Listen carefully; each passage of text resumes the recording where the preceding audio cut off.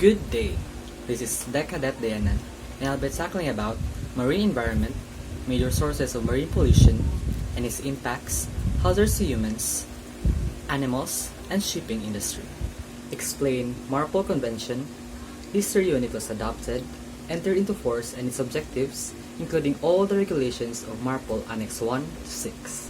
Marine environment simply means the physical, atmospheric, and biological components, conditions, and factors that interactively determine the productivity, state, condition, and the quality of the marine ecosystem. These include the waters of the high seas, the contiguous zone, transitional and intertidal areas, salt marshes, and wetlands within the coastal zone, and on the OCS. When we talk about the environment, there is a chain reaction from the pollutants down to its impacts and hazards to all living and non-living things. As a result, there are consequences that follows. Now, there are main sources of marine pollution. Coming from the land-based sources, first off, we have byproducts of industry, runoff from agricultural pesticides and herbicides, effluents discharged from urban areas, and exploration and exploitation activities. Coming from the shipping and maritime industry, first is collision. Second is grounding or accidental discharge. Third is operational discharge. Fourth, tank washing. Fifth, ballasting and deballasting. Sixth, machinery space discharge. And lastly, docking. Now, let's proceed to the effects of marine pollution. First, it blankets the surface, interfering with the oxygen exchange between the sea and the atmosphere. Second, blankets the seabed, interfering with the growth of marine life. Now, once the growth of marine life is reduced, the ecosystem is unbalanced. Third, elements are mostly toxic and can enter the food chain.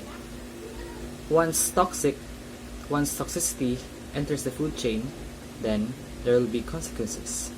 Next, oil may enter seawater distilling inlets, and it may be deposited on tidal mudflats again with detrimental result. Lastly, it interferes with the recreational uses of beaches.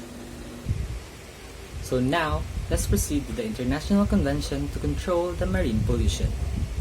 In 1954, the International Convention for the Pollution of the Sea by Oil, or OILPOL 54, it was hosted by the United Kingdom. And then 4 years later, it entered into force in 1958. The IMO adopted International Convention for the Prevention of Pollutions from Ships, MARPOL 73, and incorporated OILPOL 54 in response to Torrey Canyon incident. The agreement was made on the contamination of sea, land, and air by ships. 2 protocols were made. It needs to be ratified by 15 IMO member countries with 50% gross tonnage of the world fleet. The original MARPOL Convention was signed on the 17th of February, year 1973, but it did not come into force. The current convention is a combination of 1973 Convention and the 1978 Protocol. It entered into force on the 2nd of October, year 1983. As of 31st December of 2005, 136 countries representing 98% of the world's shipping tonnage are parties to the convention.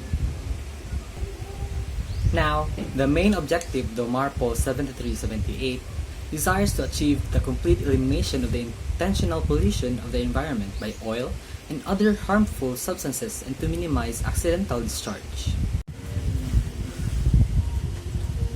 Now, let us proceed to the MARPOL annexes. Annex 1. It is stipulated in the annexes that Annex 1 is the regulation for the prevention of pollution by oil. Now, this pertains to ships or vessels that may discharge oil accidentally or incidentally. Particularly, this talks about the waste oil management in the ship, its filters, separators, and monitors. Waste oil management operations, oil record book, in the machinery space operations, and the special requirements for tanker in compliance with the MARPOL. Annex 1. Next, Annex 2. Regulation for the control of pollution by noxious liquid substances. 3. Annex 3 is regulation for the prevention of pollution by harmful substances carried by sea in package form. Now, in Annex 4, it was stipulated that Annex 4 is regulation for the prevention of pollution by sewage from ships. Annex 5, regulation for the prevention of pollution by garbage from ships. In Annex 5, specifically it talks about the garbage sources and disposal in a vessel. Also, the garbage management plan of the vessel.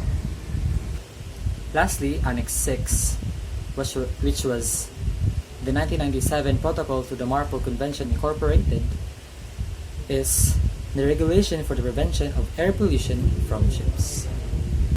In Annex 6, it talks about specifically regulations about ozone depleting substances, nitrogen oxides, sulfur oxides, volatile organic compounds, shipboard incineration, fuel availability,